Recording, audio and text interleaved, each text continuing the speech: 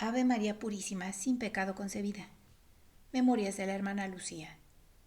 Segunda memoria, parte 3 y número 8. Paciencia de Jacinta en la enfermedad. Jacinta se quedó pues allí con su dolencia, que poco a poco se fue agravando. Tampoco voy ahora a describirla porque también lo hice ya. Solo voy a contar alguno que otro acto de virtud que le vi practicar y que me parece que aún no describí. Su madre sabía que le repugnaba la leche. Un día le llevó junto con la taza de leche un hermoso racimo de uvas. Jacinta, le dijo, toma, si no puedes tomar la leche, hijita, déjala y tómate las uvas. No, madre mía, las uvas no las quiero. Llévatelas, dame más bien la leche, que esa sí la tomo. Y sin mostrar ninguna repugnancia, la tomó. Mi tía se retiró contenta pensando que ese fastidio de su hijita iba desapareciendo. Luego Jacinta se volvió a mí y me dijo, me apetecían tanto aquellas uvas y me costó tanto tomar la leche, pero es que quise ofrecer este sacrificio a nuestro Señor. Otro día por la mañana la encontré muy desfigurada y le pregunté si se encontraba peor. Esta noche, me dijo, tuve muchos dolores y quise ofrecer a nuestro Señor el sacrificio de no moverme en la cama, y por eso no dormí nada.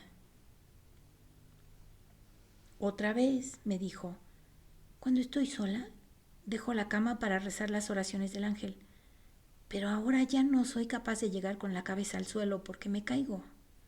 Entonces solo la rezo de rodillas. Un día que tuve la ocasión de hablar con el señor vicario, su reverencia me preguntó por Jacinta y su estado de salud, y le dije lo que me parecía de su estado de salud y después le conté a su reverencia lo que ella me había dicho, que ya no era capaz de inclinarse hasta el suelo para rezar. Su reverencia me mandó entonces decirle que no quería que descendiese más de la cama para rezar, que echada en la cama rezase solo lo que pudiese sin cansarse. Le di el recado en la primera ocasión que tuve y ella me preguntó, ¿y nuestro Señor se quedará contento? Sí, le respondí, nuestro Señor quiere que se haga lo que el señor vicario nos manda. Entonces está bien, nunca más me volveré a levantar. A mí me agradaba siempre que podía ir al Cabezo, a nuestra cueva predilecta para rezar. Como a Jacinta le agradaban mucho las flores, a la vuelta yo cogía un ramo en la cuesta de lirios y peonias cuando las había y se las llevaba diciendo, toma, son del Cabezo. Oh, ella las abrazaba y a veces decía con el rostro bañado en lágrimas, nunca más volveré allá, ni a los Baliños, ni a Cova de Iría, y tengo tantas añoranzas. ¿Pero qué te importa si vas a ir al cielo a ver a nuestro Señor y a Nuestra Señora? Yo le decía. Pues es verdad, respondía. Y quedaba contenta, deshojando su ramo de flores y contando los pétalos de cada flor. Pocos días después de enfermar, me entregó la cuerda que usaba, diciendo, guárdamela, que tengo miedo que me vea mi madre. Si mejoro, la quiero otra vez. Esta cuerda tenía 3 nudos y estaba algo manchada de sangre. La conservé escondida hasta que salí definitivamente de casa de mi madre.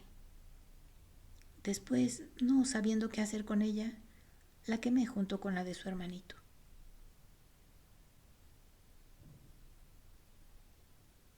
9. Enfermedad y viajes de Lucía. Varias personas de fuera que iban allí, al verme con una cara amarillenta y medio anémica, le pedían a mi madre que me dejase ir unos días a sus casas diciendo que tal vez el cambio de aire me haría bien. Por ese motivo mi madre daba su consentimiento y entonces así me llevaban ya a unos sitios y ya a otros. En estos viajes no siempre encontraba estima y cariño. Al lado de personas que me admiraban y que me creían santa, había siempre otras que me vituperaban y me llamaban hipócrita y visionaria y hechicera. Era nuestro buen Dios, que echaba sal en el agua para que ésta no se corrompiese.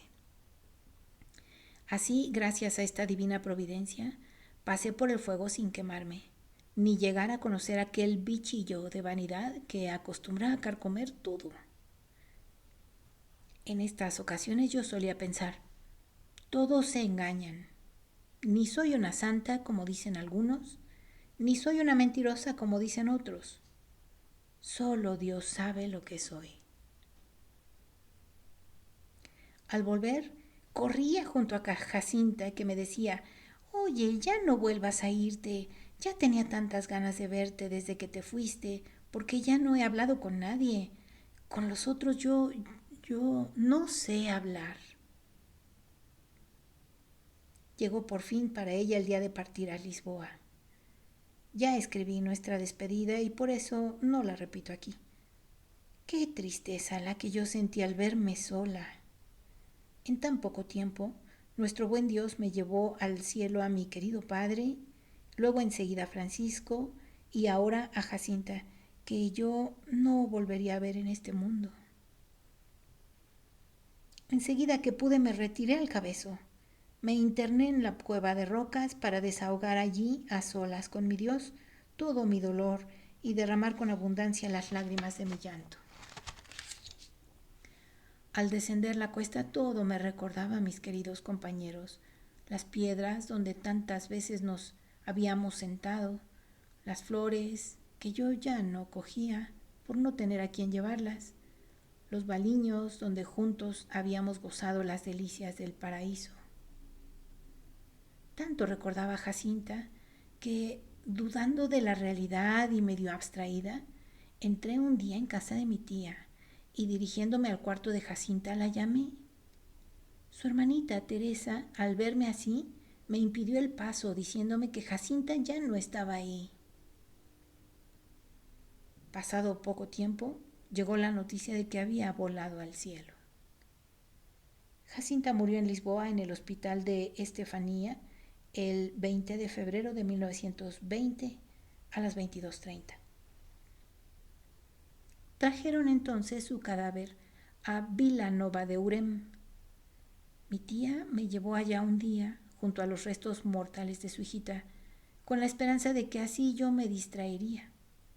Pero durante mucho tiempo parecía que mi tristeza aumentaba cada vez más.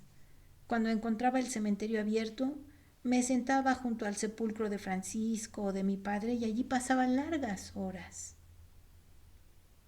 Gracias a Dios que, pasado algún tiempo, mi madre decidió ir a Lisboa y llevarme consigo. Lucía estuvo en Lisboa desde el 7 de julio hasta el 6 de agosto de 1920 y a continuación se fue a Santarém y de aquí regresó al Ustrel el 12 de agosto. Cuenta Lucía, por mediación del señor doctor Formillao, una piadosa señora nos recibió en su casa y se ofreció a pagar mi educación en un colegio si yo quería quedarme allí. Mi madre y yo aceptamos, agradecidas, la caritativa oferta de la señora, de nombre doña Asunción Avelar. Mi madre, después de haber consultado a los médicos y de oír que necesitaba una operación de riñones y de espalda, pero que ellos no se responsabilizaban de su vida, en vista de que también tenía una lesión del corazón, volvió a casa, dejándome entregada a los cuidados de aquella señora.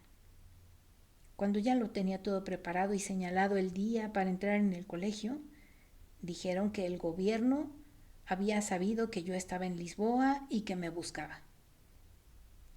Me llevaron entonces a Santarém, a casa del señor doctor Formillao, donde estuve algunos días escondida sin que ni siquiera me dejaran ir a misa. Por fin, la hermana de su reverencia vino a traerme a casa de mi madre prometiendo arreglar mi entrada en un colegio que entonces tenían las religiosas Doroteas en España y que después que estuviese todo arreglado me irían a buscar.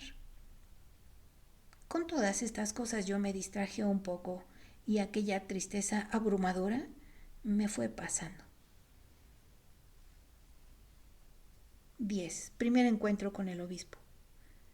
Por estas fechas, vuestra excelentísima reverentísima entraba en Leiria. El nuevo obispo don José Alves Correira da Silva entró en la diócesis el 5 de agosto de 1920. Seguimos. Y nuestro buen Dios confiaba a sus cuidados un pobre rebaño largos años sin pastor. No faltó quien pensó asustarme con la llegada de vuestra excelentísima y reverentísima, como ya habían hecho otras veces con un venerable sacerdote, diciendo que vuestra excelencia lo sabía todo, que adivinaba y que penetraba en lo íntimo de la conciencia y que ahora iba a descubrir todos mis embustes. En lugar de asustarme, yo ansiaba hablarle y pensaba, si es cierto que lo sabe todo, sabe que digo la verdad. Así, después de que una buena señora de Leiria se ofreció a llevarme junto a vuestra excelentísima y reverentísima, acepté gustosa la propuesta. Allá me fui, en la expectativa del feliz momento. Llegó por fin ese día y, al llegar al palacio, me mandaron entrar con aquella señora a una sala y esperar un poco. Vino, pasado algunos momentos, el secretario, que es el padre Augusto Maya, el secretario de vuestra excelentísima y reverentísima, que habló amablemente con la señora doña Gilda, que me acompañaba, haciéndome de vez en cuando algunas preguntas. Como yo ya me había confesado 2 veces con su reverencia, ya le conocía, y por ello su conversación me resultó muy agradable. Pasado un rato vino el señor doctor Marqués dos Santos. Es Monseñor Manuel Marqués dos Santos, que nació en 1892 y murió en 1971. Vino con sus zapatos de hebilla y envuelto en su gran capa. Era la primera vez que yo veía vestido así a un sacerdote, por ello me llamó mucho más la atención. Comenzó pues a desenvolver su repertorio de preguntas que me parecía no tener fin. De vez en cuando se reía con un aire como de burla de mis respuestas y el momento de hablar con el señor obispo no había manera de que llegara.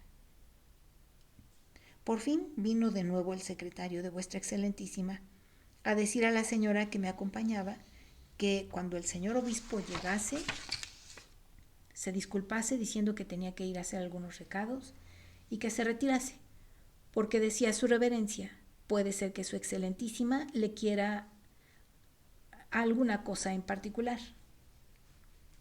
Al oír este recado yo exulté de alegría y pensé, el señor obispo, como lo sabe todo, no me hará muchas preguntas y estará solo conmigo. ¡Qué bien!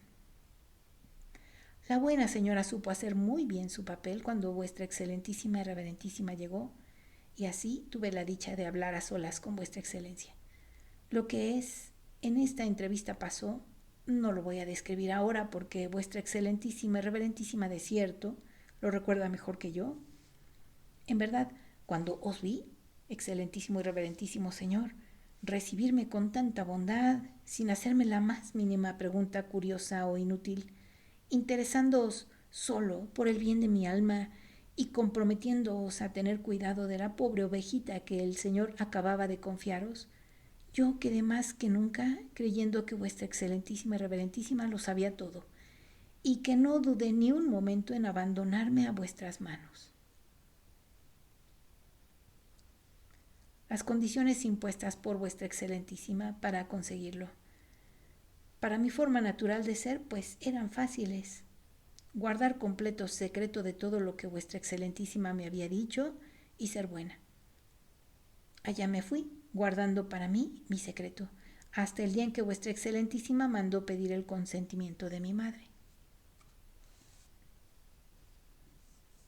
11. Lucía se despide de Fátima. Se señaló por fin el día de mi partida.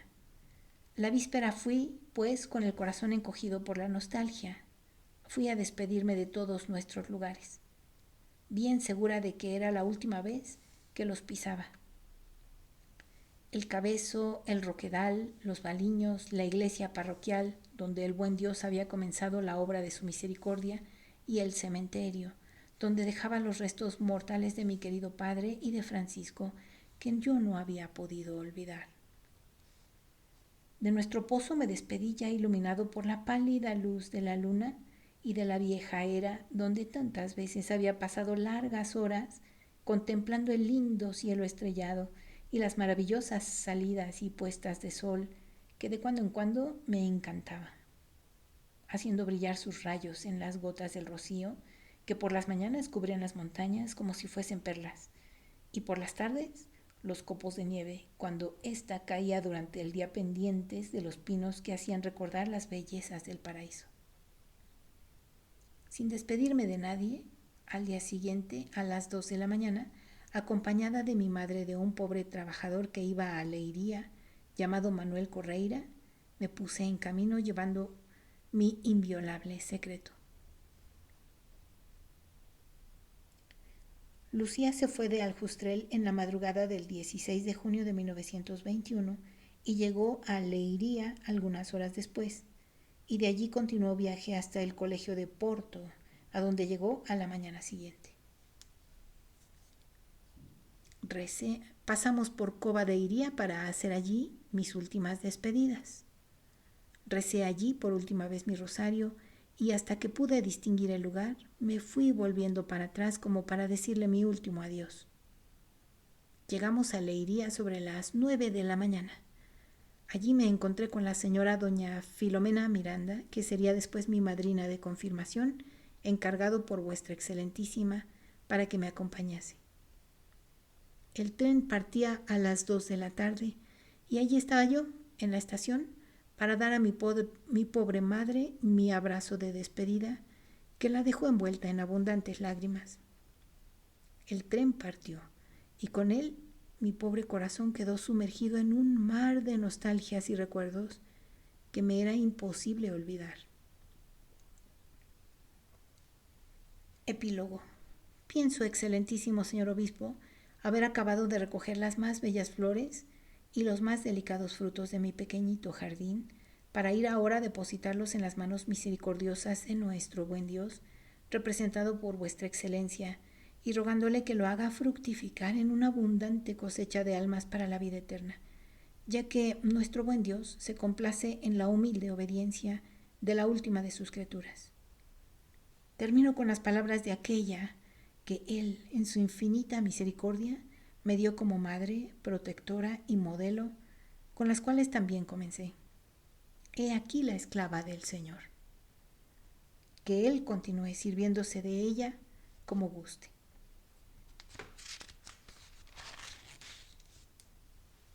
Postdata, testimonio de algunos datos sobre Jacinta. Postscriptum. Me olvidé de decir que Jacinta, cuando fue a los hospitales de Vila Nova de Urem y de Lisboa, sabía que no iba a sanar, sino que iba para sufrir mucho. Mucho antes de que nadie hablase de su ingreso en el hospital de Vila Nova de Urem, me dijo ella un día: Nuestra Señora quiere que yo vaya a 2 hospitales, pero no es para curarme, es para sufrir más por amor a nuestro Señor y por los pecadores. Las palabras exactas de Nuestra Señora en estas apariciones a ella sola yo no las sé, porque nunca se las pregunté. Me limitaba a escuchar solo estas frases sueltas que ella me decía. En este escrito yo procuré no repetir lo que ya escribí en el otro anterior para no hacerlo tan extenso. Postscriptum 2. Poder atractivo de Lucía. Podrá parecer tal vez en este escrito que en mi tierra no encontraba yo amistad ni cariño de persona alguna, pero no es así. Había una pequeña porción escogida del redil del Señor que mostraba por mí una simpatía única. Eran los niños. Corrían junto a mí con una alegría loca, y cuando sabían que yo pastoreaba mi rebaño cerca de nuestra pequeña aldea, los grupos iban para allá para pasar el día conmigo. Mi madre solía decir: no sé qué atractivos puedes tener. Los niños corren hacia ti como si fueran a una fiesta. Yo era más bien la que muchas veces no me sentía bien en medio de tantos gritos, y por ello intentaba ocultarme. Lo mismo me pasó con mis compañeras en Vilar, y casi me atrevería a decir que me pasa ahora con mis hermanas en religión. Hace algunos años me decía la madre maestra, que ahora es reverenda madre provincial y se llama María del Carmen Corte Real. Decía, la hermana tiene una tal influencia sobre las hermanas que si quisiera les podría hacer mucho bien. Y hace poco me decía la reverenda madre superiora en Pontevedra, que es María del Carmen Refojo, que es superiora de Pontevedra hasta 1939. Le decía, en parte la hermana es responsable delante de nuestro Señor del estado de fervor o de negligencia de las hermanas en la observancia, porque el fervor se alimenta o se enfría en los recreos, y las hermanas hacen los recreos que la hermana hace. Por tal o cual conversación que la hermana suscitó en el recreo, tal o cual hermana obtuvieron un conocimiento más claro de la regla y se decidieron a observarla con más exactitud. ¿Qué será esto? Yo no lo sé. Tal vez una moneda más que el Señor quiso confiarme, de la cual me pedirá cuentas. Y ojalá yo sepa negociar con ella para devolvérsela multiplicada 1000 veces. Tercera posdata, buena memoria de la vidente. Tal vez alguien quiera preguntar, ¿cómo es que la hermana se acuerda de todo esto? ¿Cómo es? Yo no lo sé. Nuestro buen Dios, que reparte sus dones como quiere, me dio a mí este poquito de memoria y por ello solamente Él sabe cómo es. Además, entre las cosas naturales y sobrenaturales me parece encontrar una diferencia que es, cuando hablamos con simples criaturas, vamos como olvidando lo que se va diciendo, mientras que estas otras cosas, mientras las vamos viendo y oyendo, se van grabando tan profundamente en nuestras almas que ya no es fácil olvidarlas.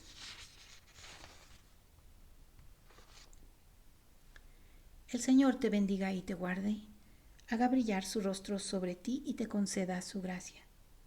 Que el Señor vuelva su rostro hacia ti y te conceda su paz.